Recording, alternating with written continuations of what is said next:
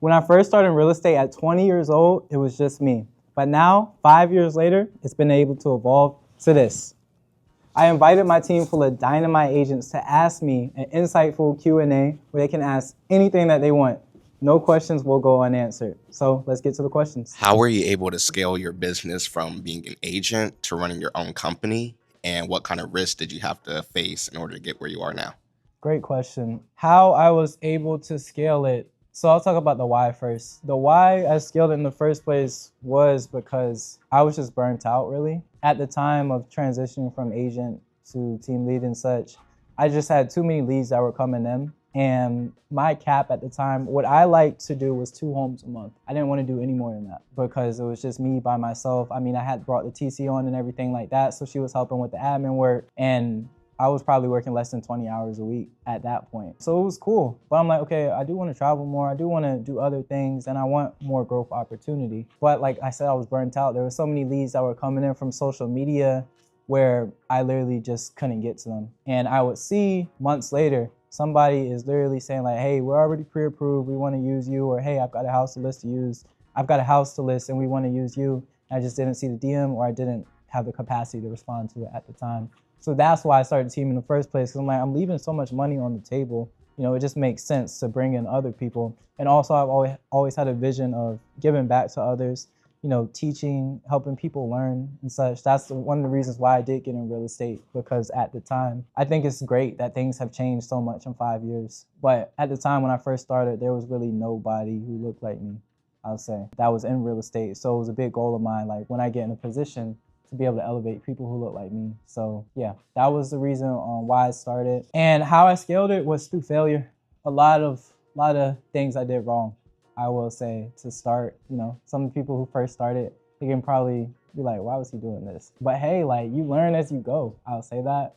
And I've always just prayed, and when I pray, the main thing I ask God for is wisdom. Yeah, I always ask God for wisdom. I feel like he's been able to grant me that and put me in positions in which I can get a lot of wisdom from people who have done what I've done times, 100.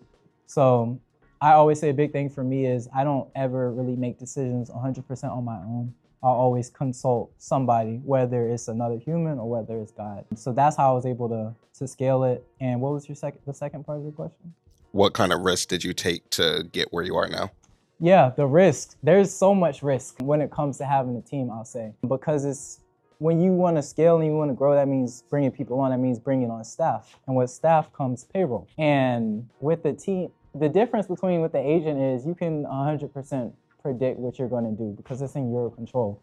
So if you want to sell 5 homes this month, okay, cool. Do the prospecting work to sell 5 homes. But when it comes to a team, I can't predict what you guys do. You guys don't want to, let's say you want to take the whole month off. Well, all right, that's your prerogative. But guess what? My staff still needs to be paid per month. And especially with me paying you guys agent fees and things like that, costs are always due at the start of the month. So that is really the biggest risk. And I'm blessed that I have, other businesses and such that in months when the production hasn't necessarily been there, I've been able to pull money from the other businesses to be able to still fund it. So there's huge risk when it comes to it. And also, I think the risk that I think everybody thinks about is, I think a lot of people want to be the one. Like, they want all the attention, they want all the spotlight. And I get why people think like that, but that was just never me. Me personally, I don't really like the spotlight. I'd rather just be behind the scenes more so. I care about the money. At the end of the day, I don't care about the attention. I'd rather be rich than famous. I'll say that. Have you ever been scammed or betrayed in the real estate industry? And if so, how did you overcome that? Can't think of a time I got scammed necessarily. There probably is, but just how my brain reacts, like if there's the trauma or something, it forgets it. So like, I don't remember if I got scammed, to be honest with you. Betrayed, not necessarily betrayed. I would say there's been things that's happened that I haven't liked that have went on, and a lot of those things were beyond my control. But I would say it was my fault for kind of participating into it or getting into it without having all my details aligned. So my best way of making sure it doesn't happen again is anytime I'm gonna get into something, whether it's a deal, whether it's a partnership, whatever it is, every single thing is gonna be on the black and white, every single very specific. So we talk about what's the best case scenario, what's the worst case scenario, what happens when somebody wants to leave, when somebody wants out. So there can be no questions about anything. What is your 5-year goal in real estate for the assets team? All right, so 5-year goal for the assets real estate team. So by 2030, my goal is to have 100 locations across both the US and international waters. How? Yes. That's a great question. Thank you. So I would say a big thing for me is everything strategic. Every single little move, even the smallest things, like even if I put a doc in the Google Drive, it's all strategic. And it all aligns with the 5-year goal. So I know people think of New Year resolutions and, hey, what are your goals for next week, next month? I don't really think on that. I think 5-year, 10-year, 15-year goals. So basically when I have that goal, I just pull back and see, okay, what do I need to do per day, per month, per week to be able to get to that long-term goal? So how we're going to scale the company is basically through the software. So that's why everything is in the Drive in the first place. So if I need to open a location in Tampa, for example, all right, well, bang, basically a team in the box model where everything is already aligned for you. All the people have to do, the bodies there just have to follow it. So you have your own testimony in terms of like where you were before you became an agent to where you are now. So how do you feel, since it's been from the beginning to now and how you've came so far? How does that make you feel? I'll say it's really a blessing, like going from where I was, because I lived so many different lives before real estate, but the last life that I lived, I really didn't like that life. So I'm really glad that I was able to transition, to real estate, and real estate really saved my life in a multiple ways. I was going down a path that wasn't necessarily the best. I didn't have that much direction in life, and real estate definitely helped out with that, giving me a direction, giving me a real reason why, giving me motivation to wake up every day, helping build specific characteristics that I needed, like discipline, consistency, hard work. All of that helps out tremendously, regardless if I continue to do real estate or if I pivoted to something literally tomorrow. Because I've been able to build those skills and characteristics through real estate, it's been able to drastically improve my life. And really, I think one of the biggest things that I do like about real estate now and what it's been able to give me is just, like you said, testimony, how I can give back and tell others like, hey, I went through this, so you can go through it too. And I didn't have a good start at all. I had a terrible start, started out literally from zero or probably less than zero, to be honest with you. Didn't have any relatives, didn't know anybody in real estate, had zero connections in real estate, and within 5 years, we're here. So if I can do it, so can anybody else. I'm not the smartest guy in the world, I just am willing to learn and also willing to put in the work. So if you were to start your first international location, where would it be and why? So I think that answer is going to change 100%. So at the time when this is aired, it's going to be 2025. So that's a great question. I would say if I had to choose a place in 2025, it would be somewhere close, not too far, more so like DR, because that's not really far at all. And I already have some connections that are out there anyways. And I know a little bit about the real estate market. So I think that would be a good place to start. And I mean, it's developing. Tourism is going great there, and prices aren't very expensive at all. So probably. What was the biggest challenge you faced in the past 5 years of real estate? I would say the biggest challenge probably was, starting the team and just the evolution of the team. Because that's something that was so new to me. Because as an agent, I wasn't really running it as a business per se. It was more so like, it was a full-time job for sure. It was a career, but I didn't know all the specific things that you should know when it comes to, a business. So even when I first got introduced to KPIs, I didn't know that till like probably month 6 of the team. I had no idea what a KPI was. I was like, metrics, like, what are we talking about? Like, what does this mean? I was like, all you gotta do is just make calls, right? And then you can just randomly get clients, or post content, you can randomly get clients. I didn't understand that, hey, there's specific inputs that lead to specific outputs. So that is a huge thing in which I've had to learn, and overcoming those challenges of basically like starting over at zero again. That's what I would say is like starting the team was like starting over at zero again, because being an agent and running a team, they're so different. But it's a challenge that I enjoy though. At this point in life, like I love challenges, because if you keep on doing the same thing, it gets boring, it gets stale. So if you were to go back to younger you, like 5 or 6 years ago, how would you encourage yourself? If I had to talk to myself 6 years ago, so that would be 19-year-old Chris. Ooh, that was a wild child. Let's say that. First thing I would tell him is shut up. Like, shut up. Stop oversharing. Stop doing too much. Like, shut up and just sit down and listen. Be willing to listen to people. It doesn't necessarily have to be, the richest person or somebody that you think you need to aspire to, but just be willing to take people from all different walks of life and be able to know their experiences and take value from them. Because even if it's a janitor, for example, all right, you could still take value from a life experience that they have. They can give you some knowledgeable information. Versus on the other side, same thing with a CEO. Like they can give you valuable information and so on and so on. So that's really the main thing that I would tell myself. And also just to be patient. I think that's a big thing that I've struggled with over the years is impatience. And bring it back to God. Like I think as a Christian, you have to have patience. Like, because if a lack of patience basically means you don't have faith in what God's going to do. So it's been hard for me because it's like, all right, sometimes I think, well, I've been able to do this just by hard work, when that's not always the case. I've been able to do this, yes, by hard work, but also through God's favor too. Because I know there's people who work harder than me that don't have half of what I have. So yeah, I would say just be patient. So I know you're our mentor, and they say every mentor has a mentor. So what's something that your mentor has told you that you can tell us that, I don't know, has helped you in your success of your business, like stuck with you? I've had a few different mentors in my life. I'll say through each stage of my life, it's more so I get like a newer mentor based on each stage, but I still have great relationships with anybody who's been a mentor in my life. So more so I'll speak to my first mentor as an agent, trying to think of a specific thing she told me. A lot of great knowledge to me.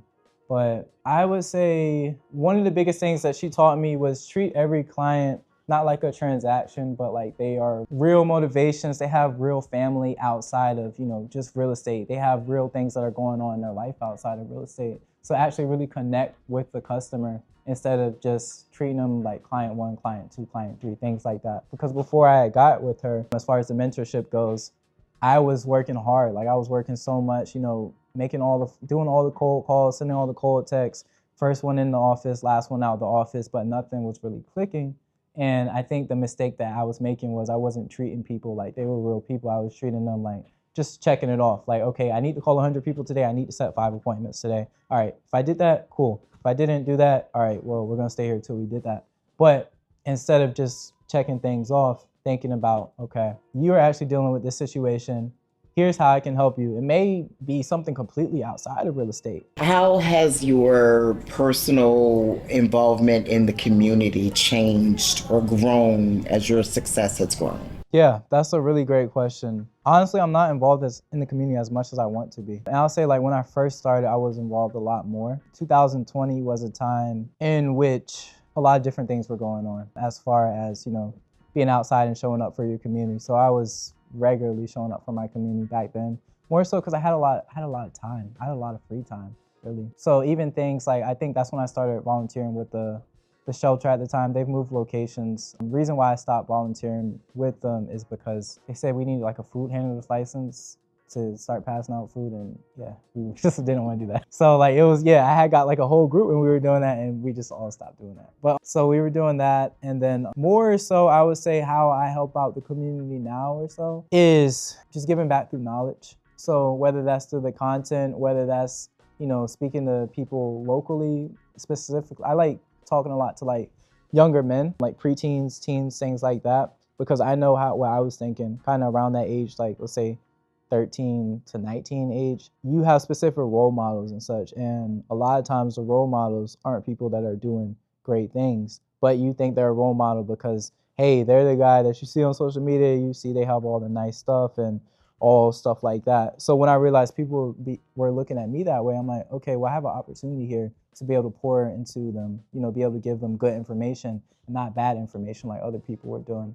So that's what I'm, more passionate about now. I'm getting also more involved too on a day-to-day. I'll say like with specific community activities, whether it is like directly mentoring younger men or if it's, going back to giving to the homeless community and such, because I've been able to partner with different people. So this is something that I kind of dealt with last year. And I want, an answer from somebody who's a lot further than I am, of course, in this industry. But being so young and, when you start out, you have a certain friend group, but your network is your net worth. So in order to elevate, you have to get in different rooms and create new friendships. And a lot of times that can bring jealousy and envy from the other friendships. Mm-hmm. So as far as you've come, how have you navigated that? And, how do you be okay with losing certain people that you might have thought you would have never lost because of your success? Honestly, I would say I was kind of what's the word, forged by fire when it comes to that. Because growing up,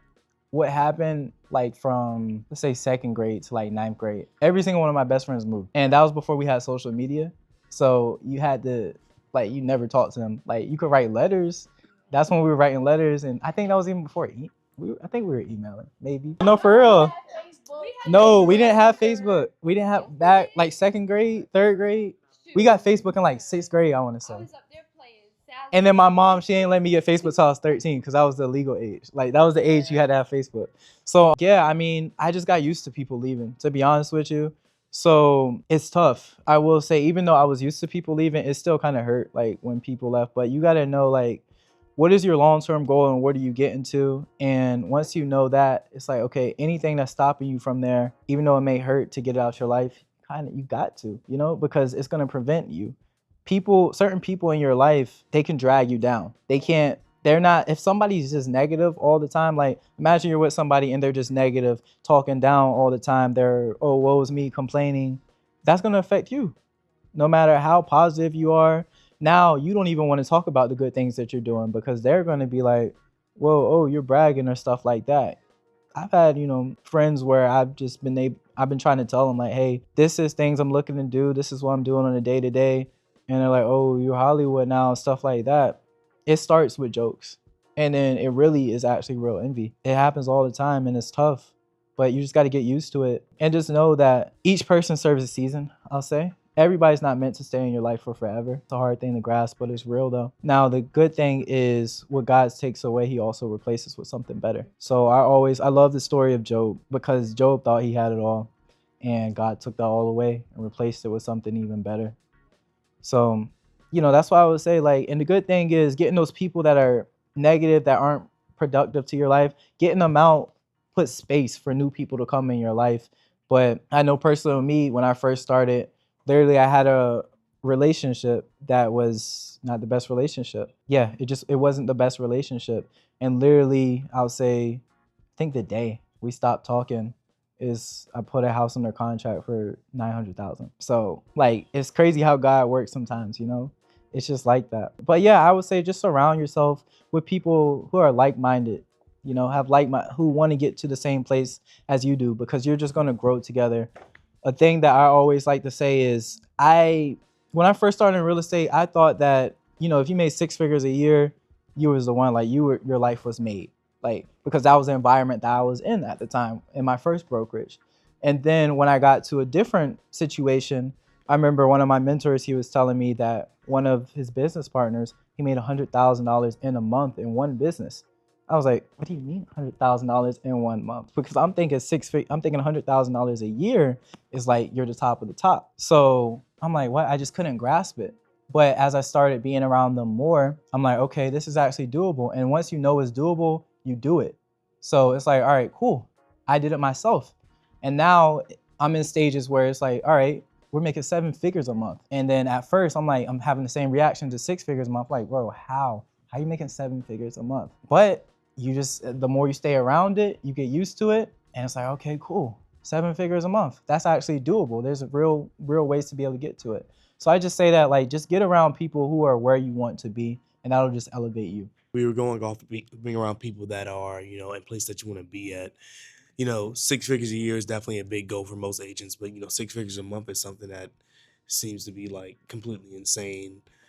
And or 7 figures a month also is just at a different ball game. So what are some strategies that you did to get to your first 6-figure month? I'll say I didn't have a 6-figure month as an agent. I think that's very hard to do. That's that's very, very hard to do. Yeah, now it's possible, but it's extremely, in our specific market, Hampton Roads, to have a 6-figure month. Yeah, you're gonna have to sell a couple luxury houses, which, for many of you may not be your specific clientele at the time. So how I was able to get to a 6-figure month was just scaling through different companies, I'll say. And that first 6-figure month was through the investing company that I had. That wasn't even including any of the team money or any of the agent money or anything like that. That was one specific company was able to get to 6 figures. That the first month I did it. So I think investing is a great way to scale your money. And that's why I encourage everybody to get into some type of investing. Doesn't have to be necessarily flips. It could be assignments, could be purchase and rental, things like that. So many different ways to achieve wealth. What was your most challenge personally in the last 5 years? My biggest challenge the last 5 years has been dealing with romantic relationships. 100%. That's been such a struggle to deal with because there's not many, you want to be equally yoked with your partner, I'll say. And that doesn't always just apply to spirituality. That can mean anything. Mindset, working out, like what your likes, your hobbies, things like that are. It's been hard to find a person like me because some people call me insane, which, they call geniuses insane. It's just like that sometimes because just how my mindset is, it's a lot different than a lot of people's. So when it comes to partners, it's hard finding somebody who can relate to that, especially at my age bracket. I'm 25, so a lot of people I'm talking to are around my age. So it's hard to find somebody emotionally mature mentally to be able to, cope with that and be able to understand that. So that's really been the biggest challenge for me, and that's something I'm still navigating to this day, trying to figure it out. So like I said, I just pray for wisdom, especially when it comes to that. How have you stayed motivated with the specific real estate market changes? I don't care what the market's doing. I could care less, honestly, regardless of whether interest rates are, if we're having a crash, whatever. People are still buying and selling houses every single day, no matter what's going on. So I don't care. Like, I don't watch the news and get into that doomsday stuff like that. Like, hey, people are gonna buy, people are gonna sell. So you just be the person that they go to when it comes to that. That's just really how I think of it. So motivation isn't even a thought for me when it comes to that. Just do. Besides leadership, what separates you from us? Great question. I like that. Like, I don't really feel that anything separates me from y'all, to be honest with you. I don't know if that's a good answer to the question, but like, I think that's the thing is I think a lot of people, when it comes to this position, they see like the glamorization of it. It's like, okay, cool, you got all these agents, you guys are closing all these homes, but do you see the behind the scenes of it? Do you see me working for 14 hours a day on these SOPs for 2 weeks straight? Do you see, having to pay payroll and deal with politics and all that stuff? Like, I think a lot of people want it, but do you really want it when you actually have it would be the question. What are some of your defining moments that you've had so far in real estate? Some of the defining moments I had in real estate? Okay, great question. So the first one would be my first closing for sure, because some of the reasons that I mentioned earlier. And once you have that first one under your belt, it's such a relief. Like, it's like, okay, cool. Like, I know I can actually do it because I've been able to do one. Second defining moment was my first 100K year, which was my second year in real estate. I closed 24 deals that year. I went from 2 homes the previous year to closing 24 the next year. So that was really good for me. It was like, okay, now I know I can do this at a consistent level. And I was at the level I wanted to be at, 2 homes per month. And I was also, 21, I think, at the time. So that was really cool for me. Just once you make 6 figures, like, you feel like you're the man. Like I said earlier, just growing up, like, people made 6 figures, like, you were like gods, basically. So that was the second defining moment. And third defining moment, I would say was, I would probably say doing my first real estate investment deal by myself, which was an assignment deal that I did. Because at that point, I had been a part of at least 4 or 5 deals, but I was always giving them to other people because I wanted to see how they were doing it, and I was just scared. I was scared. I was having analysis paralysis. I was like, well, what about this? What about this? What about this? I don't want to mess it up, so you just do it and just let me watch you. And they got like the 5th deal. I'm like, okay, I already know what's about to happen. I already know what's going to go on. I already know 10 steps ahead. So I got to a point, I'm like, okay, what am I doing? Like, let me just do this myself now at this point. So I did it first time myself, and that actually went very smooth, and nothing went wrong with that one. So it's like, okay, cool. Now I can do it. Now I know I can do more. What is one solid piece of advice that you'd give to somebody just starting their real estate career? The most, I would say, if I had to give you one piece of advice, is fail. Fail fast. Fail literally as fast as possible. So when I say fail as fast as possible, I'm saying get on those phones and get cussed out, get rejected, get hung up on literally as fast as possible. Because so many people, they're scared of that happening to them. They're so scared of failure. When I was in high school, we had to talk about what our biggest fears and things like that was. And my biggest fear at the time I said was a fear of failure. I thought, oh, I'm so cool. I got a fear of failure. When other people got fears of roller coasters and stuff like that. But I didn't realize, like, that's not actually good, having a fear of failure. That's not something to be proud of. So that's why I said just fail. And once you fail, you're gonna be like, oh, okay, it wasn't that bad. Get yourself up, dust yourself off, and try again, and just keep failing And then you're going to have failed so much, it gets to the point it's like, all right, well, I don't want to keep on failing. Let me see what I can do to be good. And then you become good. But you can't become good without knowing what it takes to be good. And you can get that through failure. How do you balance work and life in a job that demands so much time? I don't believe in balance whatsoever. Like, to be honest with you, I know it's not the answer that you want to hear, but it's what it is, you know? Like, I want to be great. That's the thing about me. Like, I don't want to have an average life. I don't want to have a life that anybody else has. So therefore, I can't do what the average person does. The average person has balance. They're going to go to work from 9 to 5, and then 6 o'clock comes, they're going to come home, prepare dinner for their family. So the average person does. That's fine for 99% of people. It's not me. That's not what I aspire to be. I aspire to be one of the greatest. So I look at what are the CEOs of the biggest companies. I was going to say somebody specifically, but I can't say him right now. His initials are EM. And so, all right, what are people like him doing? What are Jeff Bezos doing? What are Warren Buffett doing? What is Alex Hormozi doing? What is Pace Morby doing? They are people that are insanely committed to their craft when they're working 12, 14-hour days. Alex Hormozi, he shuts himself off. When he works, he'll go into a room that's pitch black where he paints the windows. He puts his phone in the other room and he'll work 8 to 10 hours in a row with no interruptions. So most people think it's insane, but he also has a company that brings him over $100 million a year. So I would much rather that, than the average person, where the average person is making $50K a year. So like I said, I just don't believe in balance, to be honest with you. Now, one day I will, when it comes to having a family, things like that. But that's why I work so hard right now, is so when it comes time to have a family, I can give them the balance and such that they need. What are the common myths in real estate investing on the flipping side?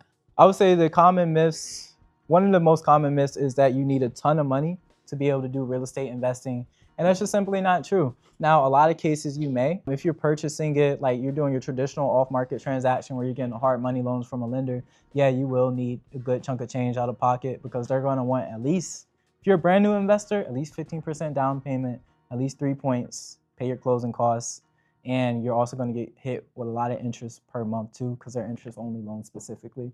So it is going to cost a good amount of money upfront if you're doing a hard money loan, but you've got other options. You could purchase it, creative financing. So what I did with my first flip, I think the out of pocket, my entry fee was like $12K or something like that, probably less. So I was able to mitigate the upfront costs tremendously when it came to that. So it's just all about getting creative with the deal. And you can even do real estate investing through assignments or wholesales where literally no money out of your pocket. So that's a good way to start when it comes to real estate investing. What was your most inspiring real estate experience in the past 5 years? My most inspiring real estate experience in the past 5 years was my first closing, I would say. And I would say it's the first closing specifically because that gave me like the motivation or to know that, hey, you can actually do this.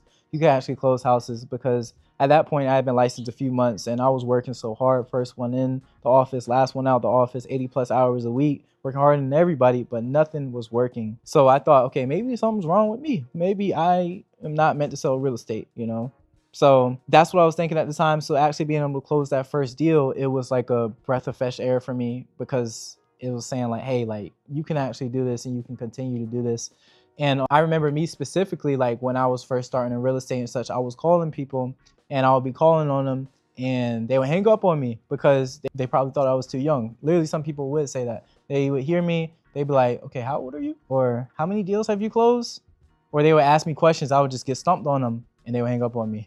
So that was a thing that happened a lot for me. So I remember after I closed the first deal, I asked the buyer, we were at our walkthrough. I remember just walking through with him with the house and such. I was like, let me just ask this question. So I asked him, I was like, hey man, like, how old do you think I am? And he was like, well, you probably gotta be like 28, 29, 30, probably around there. I got a few kids, stuff like that. And I was like, okay, cool, perfect. First checkbox is checked off. He knows that I'm not 20 years old. And the second question I asked him was, how many real estate deals do you think I've done? And he said, oh yeah, you've definitely been doing this for a minute. Like, I don't have any complaints. Like, transaction was good. So you've definitely been doing some deals. And I was like, okay, perfect, cool. Second checkbox is checked off. Like, he doesn't know this was my very first real estate deal. So like that made me so happy, actually. That's one of the happiest moments I've ever had in real estate, to be honest with you, because that means like my hard work was really paying off. Even though all the stuff that I was doing before, I had been doing it and didn't seem like it was paying off. It did pay off at that specific moment for me because I knew that it worked. All right, Chris, so now you're filming yourself a lot more. Now the agents get to see yourself filming a lot more now. What advice could you give them to be properly on camera, a lot more comfortable? What advice can you give them? Do it. Just do it. Really, that's what I would say. I hate being on camera. And you guys may not believe that because all the time I'm on camera, but I hate being on camera. And I've always hated it. But I've been doing like content, I'll say for the past 5 years. Maybe I'll post it on my story, the very first video that I took. It was trash. It was like a 30-second clip. And it probably took me like 3 hours to do that. Because I had to redo it over and over because I'm talking like this. You know, I'm stuttering over my words. I couldn't even remember what I was gonna say next. But as you start doing it more, it gets easier. So like even with today, like, okay, even with the intro, we didn't really mess it up. You know, it was pretty clear cut and dry. But a couple years ago, we had to retake that like 10 different times or so. So you just get better with it as the time goes. And content is essential, especially with what we're shifting towards now. Everybody is on their phone and you're competing for the scroll. It used to be you competed like in newspapers saying who had the biggest ad, things like that. It's not like that anymore. It's everybody's scrolling. So are they going to see you the most? I was at an event the other day and this is a top producers event. This is, you know, top 500 agents in the area. And another agent, he came to me, he's like, man, I always see you on social media. I had no idea who he was, but he always sees me on social media and he knows what I'm doing. So, okay, if he sees that, imagine what the average consumer sees. I've had so many people come up to me, whether I'm in the mall, whether I'm at a game, whatever it is, like, hey, like, you're that guy that does real estate. Oh, I have a cousin who's looking to buy or sell a house. I sent them your profile. All that comes through the content. You gotta put the stuff out. You can't be a secret agent. And just know that it's not gonna be good when you first do it. It is what it is. Well, unless you have our production, of course, then it'll be good. But your stuff that you're making on your own is probably not gonna be good at first, but that's okay. Everything doesn't have to be perfect. Have you guys seen what's a good example? Who's watched a good documentary about someone? Like whether it's an athlete, whether it's an entrepreneur, whether it's a musician, something like that. Okay, if you've seen those, what resonates, at least with me, is seeing them in their struggle era. So let's talk about one that comes to mind is Kanye's documentary that was on Netflix. I think the clips I love the most of when he was basically pitching himself around and nobody was trying to support him as a rapper. Everybody was like, oh yeah, like, he even played, I think he played Jesus Walks for Jay-Z and Jay-Z wasn't even feeling it. And that ended up to be one of his biggest songs ever. So that is what people love to see. Everybody loves an underdog. You know, once you get to the top, once you're perfect, that's when people will start trying to tear you down. Trust me.